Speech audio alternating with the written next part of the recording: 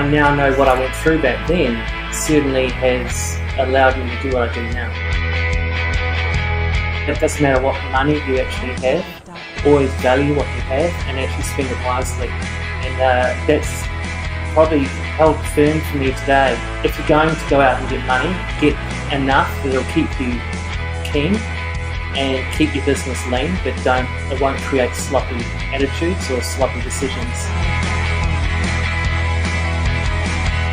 I wanted to create a brand, not just a brand which was for New Zealand, but a brand which was built on iconic New Zealand values, but you could take it to the world.